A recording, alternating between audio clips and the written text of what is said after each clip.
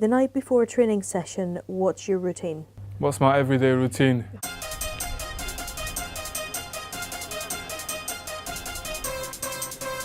I try to go to bed at a reasonable time, and not so much because of how many hours of sleep I need, but because I anticipate that my children might wake me up during the night, and so I leave a little bit of extra hours of sleep for that. Anything between 10 o'clock and 12 o'clock, depending on kids and all that situation. And then, yeah, pretty much that. Have a healthy breakfast, healthy dinner at night, that's it.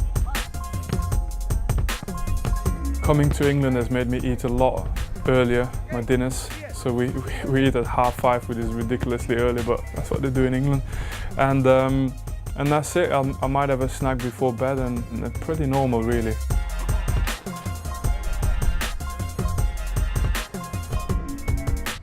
I'll probably get everything ready for the kids, and I'll just wait until I get to work to have my breakfast with the lads. Orange juice and maybe some eggs or something, but you know, nothing spectacular. Porridge maybe if I've had a hard session, or if I anticipate that there is a hard session.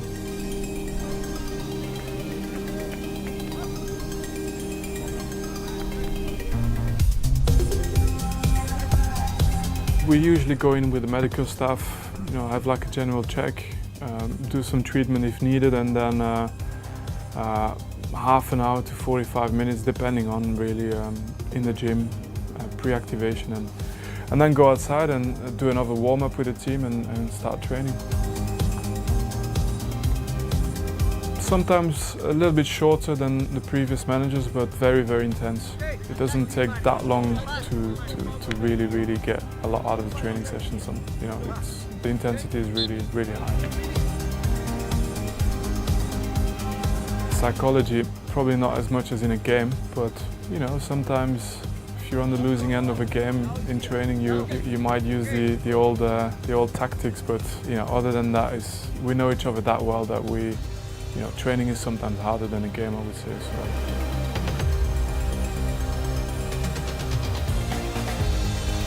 So from the moment that you know, someone's trying to beat me one-on-one, I can't lose.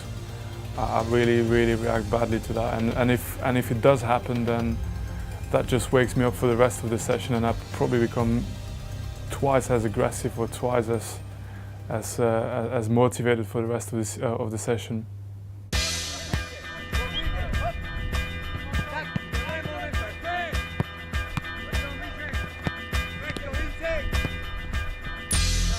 I really like the specific defensive work that we do. The good tackle, interception, I think it's vital, and you know, I enjoy it.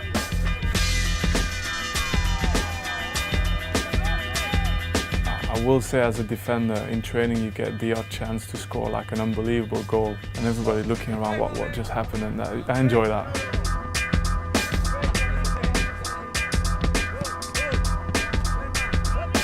I think I really focus on concentration, you know, not getting beat, making as little mistakes in the build-up as you can. I think those are the important parts for a defender, and then you add all the rest to it. I mean, I come from a background where I did tricks and everything. I mean, I'm also a street football player, you know, I played on the streets. So I'll do all of that in the moments that I get a chance in a training session, but concentration is important.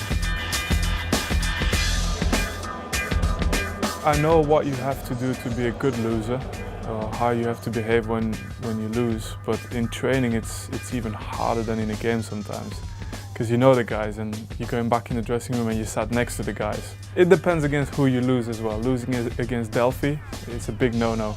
Losing against Kun, it's all right. He's not gonna milk it.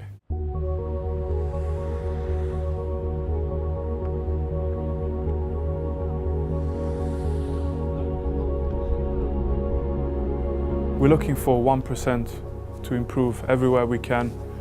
And nutrition is probably more than 1% in that sense, because it's the fuel that you use to perform. So it's vital.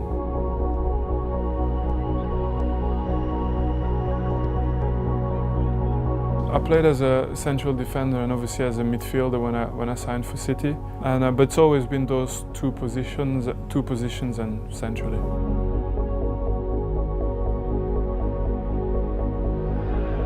You know, everybody I've come across at this club, you know, at this level, you always see that these guys have got something special, and there's always a reason why they are there, and not the other 400 million people in the world that play football every week.